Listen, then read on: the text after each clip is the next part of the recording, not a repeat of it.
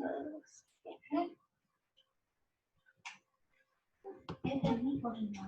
is recording now, right? Let it record.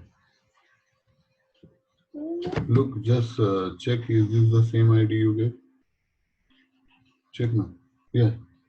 Check if it's the same ID. It should say this 621-298-0815. 621-298, yeah. Same? Yes, sir. Now you do one thing. Now you call her.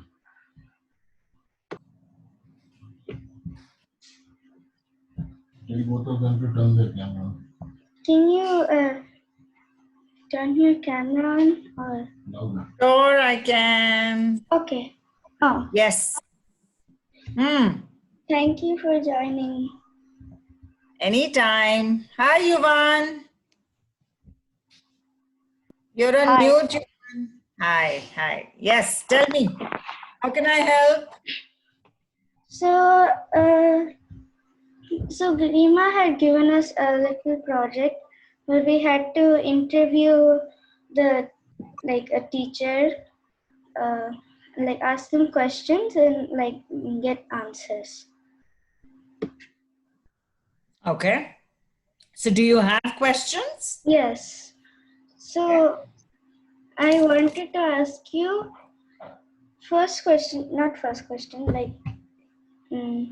why did you choose this school and how did you get to know about it?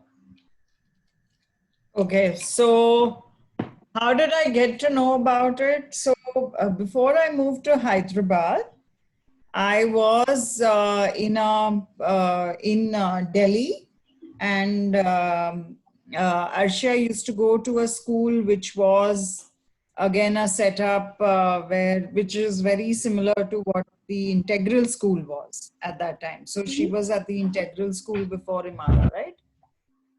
So when I moved back to Hyderabad, I started looking for options similar to that school, and somebody sent me a reference, and that's how I got the school in Hyderabad. At that time, it was a school only with about 18 children. Why did you choose it?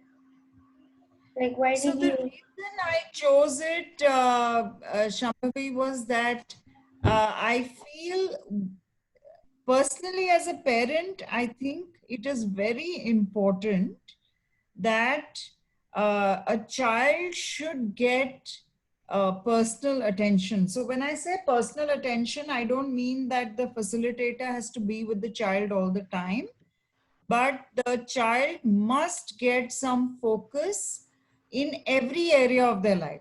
So for example, not only studying or academics, but also in the area of how to focus on one's emotions, how to focus on one's body.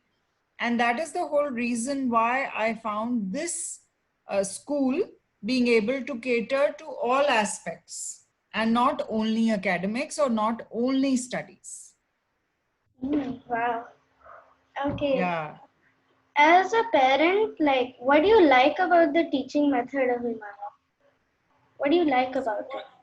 So what I really like is that the facilitators are not like teachers, okay? They have been able to build a lot of trust and faith with the children.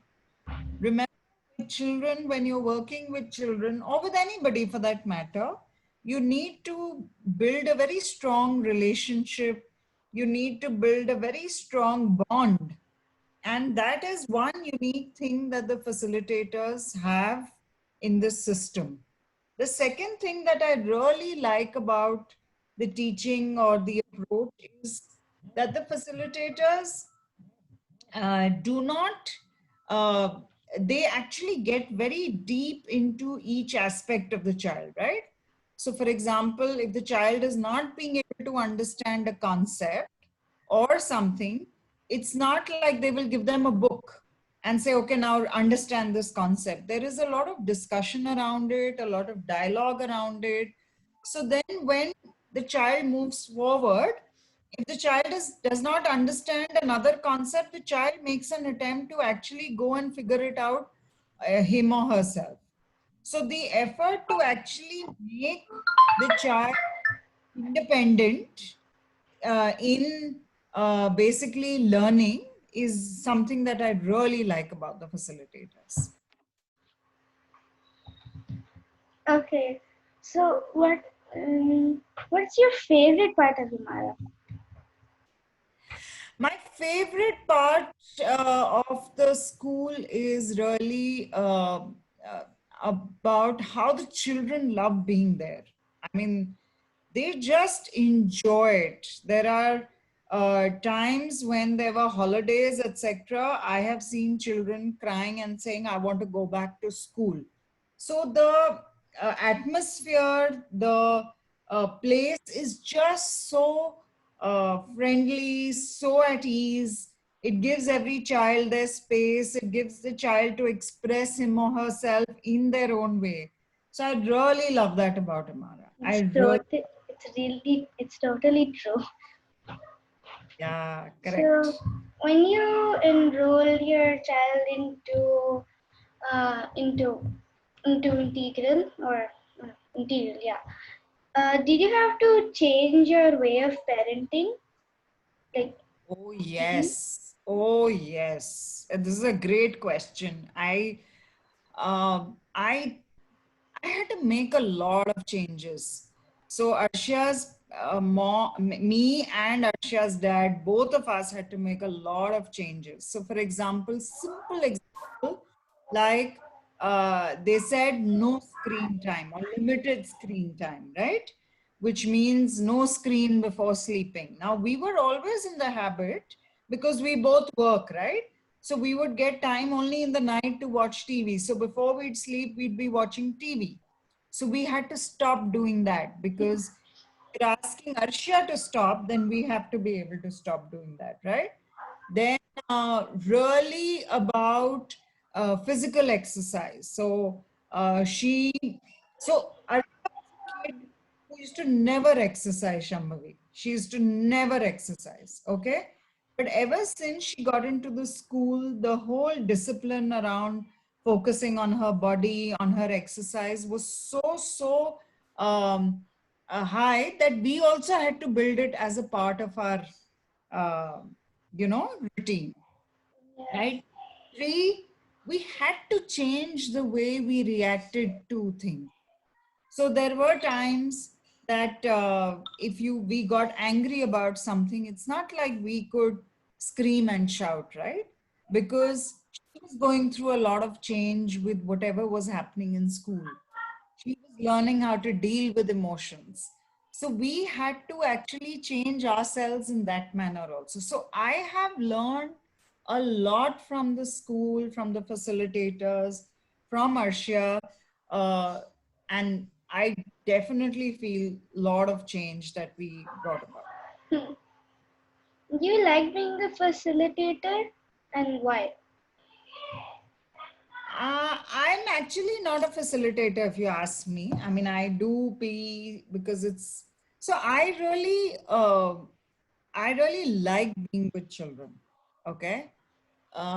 Even when Arsha started with the integral school, I used to do a lot of work, of voluntary work with the school.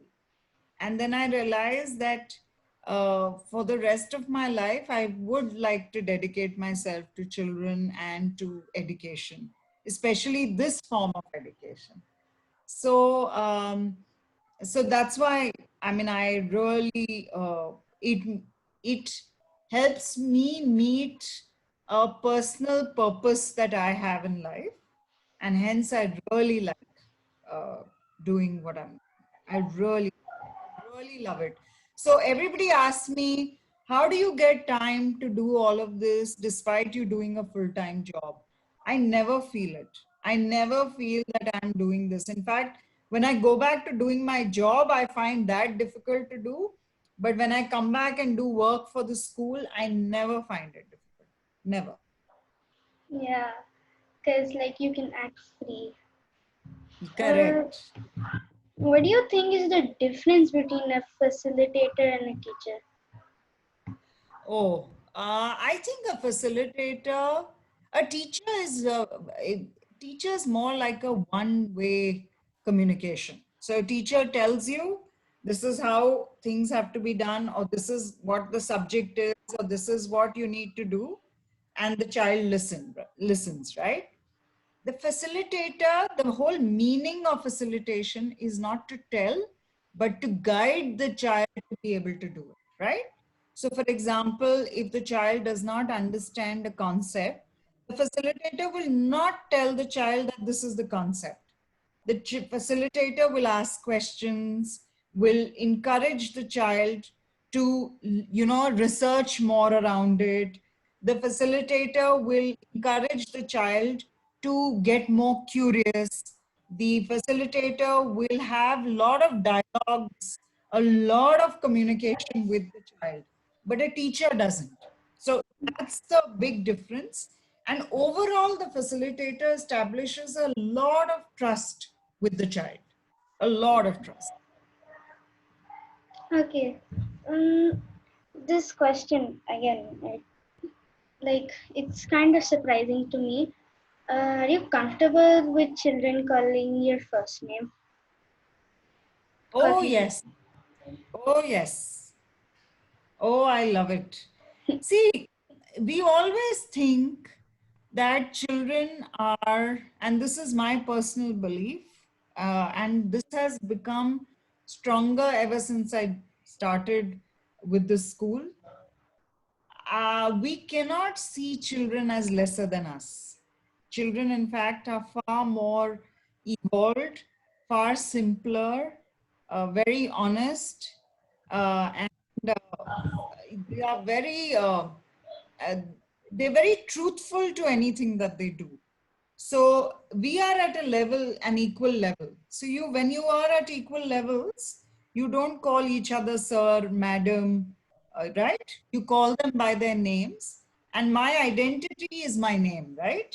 And like your identity, Yuvan's identity is his name. It's not nothing, I mean, and what we become. So I like it. I really feel comfortable being called by my name. Okay, so you're even comfortable with your own daughter calling you your first name?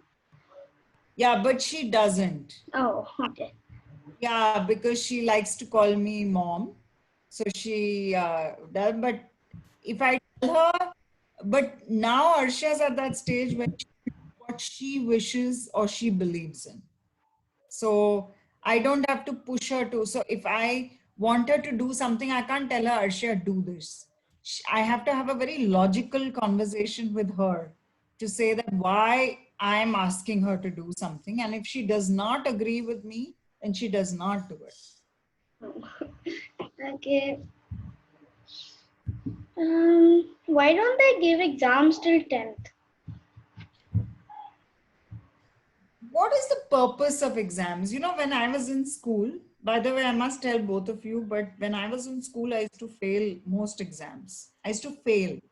I was a terrible student in academics, but I loved being outside. I loved climbing trees, and I used to always be punished for that. Okay. Now I was always talking. I used to be talking to people. I wanted to play a sport, but I was always punished for it. I was never appreciated for it. Now, and the exam was a way to actually judge how you are, whether you are good or bad, right? Oh, Which happens in a lot of schools. Exam is absolutely no way of judging a person or a child and saying you are good or bad, right? That yeah. is a very significant part of assessing a child. The so that's why we believe exams actually hold no relevance. It only puts unrealistic pressure on the child. Yes, but then why do they give exams in 10th grade? Isn't that So like 10th grade, it's given, Shambhavi, because it is a requirement of the education system. So as you move and study further, you need to show your 10th grade and your 12th grade marks and your assessment, right? Without that, you cannot get admission in schools, etc. So in further colleges, universities. Also, when we go ahead and work, right? So like we work in corporates, in companies, if you will ask your parents, they'll also tell you we have to submit our mark sheets because it is taken as a record for the employee. So there are there is a need for, uh, from the education standpoint, that we should cover these milestones. Yeah. So, so each child has a schedule, right? Is it up to the facilitators to make the schedule, or like the child, if they want to do this class, it just comes inside their schedule, or like did they decide the schedule on the interests of the student? So it's actually a combination of both. One, the facilitator works with the children to understand them better and to know which subjects do they like, which subjects do they enjoy, which subjects need more focus, what approach should be taken. Then they discuss it with the child and with the parent of the child, right? And they say that, okay, this is how we're going to build the timetable or the day schedule for the child. However, there are also times when the child will say, I don't want to do this. I don't want to do, let's say, 5 hours of maths in a week. I want to do only 3 hours for right now. I don't want to do, pee in the morning for 2 days. So then there is a dialogue that happens with the child. So it's not like you reject the child's idea completely, right?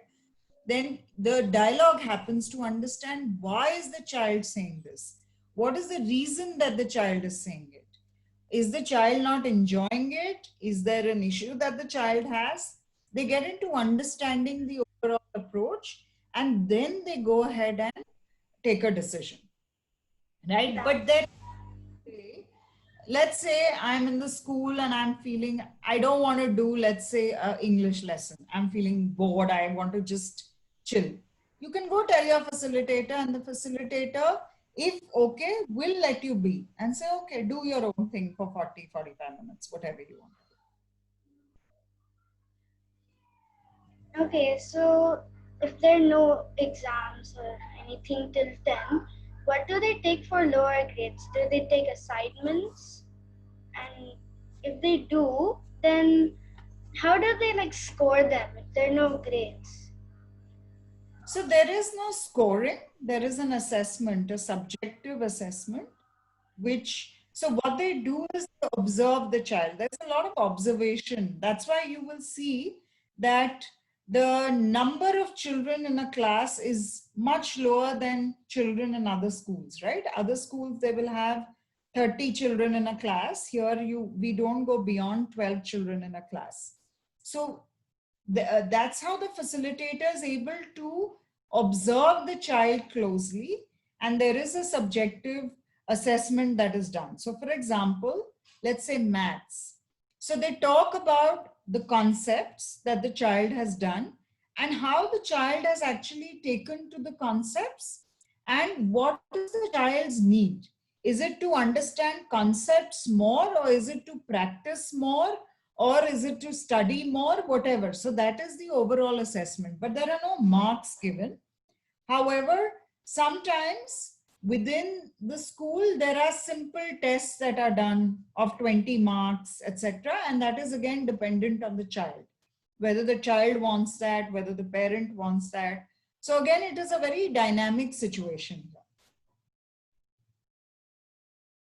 So you just you give the assignment, but you don't give any grades or any. You just tell Yeah, them so how they there did. is no grade, no grading.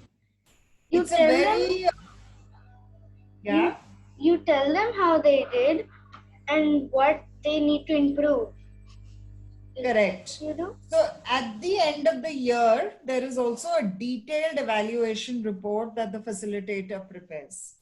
It's a very detailed report. It's a 5-6 page report that is handed over to the parents and the child, which gives a very detailed understanding of how the child is doing. So for example, let's take the grading system in a regular school. how does it help me if I get 50 on 100 in geography and 60 on 100 in history? It doesn't tell me what I need to do, right? It just tells me, okay, I need to get more marks, right? However, in this system, it'll tell me that this is the concept that I need to work on. This is how I should work on the concept. I should observe more. I should talk to people more. I should explore the internet. I should discuss more with the facilitators. So it gives me an approach to how to enhance my learning, right? So that's how the assessment helps. And then it gives a very clear direction to the parent and to the child to say, what do I need to focus on? You said that there's a like a report card at the end of the year that is given to the parents. What is like mainly written in that? How the child did and or what? Yeah, so the way the report card or the assessment report is written is there is an overall criteria that is mentioned, overall assessment of the child, and then subject wise there is an assessment. So project work, math, English, language, under each of these, then there is again a detailed assessment that is done and recommendations that are made for the child to work on. So what the child is doing right, which is what are the strengths of the child, and what is the child not uh, doing right, right? Which is actually not doing right is the wrong thing to say, but what should the child focus on as you move forward? So that's what the progress report has. Okay. These were all my questions. Yuvan, do you have any questions? You're on mute. All my questions are answered. Okay. So, thank you, Neha, for Thank you taking so much. taking Thank some you. This was a time. very, very interesting discussion. Oh, thank you. Thank you for like taking some time in your schedule for us to do this interview. If Thank you. if Anytime. And I'm sorry for the delay, Shambhavi. oh, it's okay. If we have any questions, can we like ask you? Yes, of course. Please get back to me anytime. Okay, thank you, Neha. Okay, take care. Bye. Bye. Bye, Yuvan.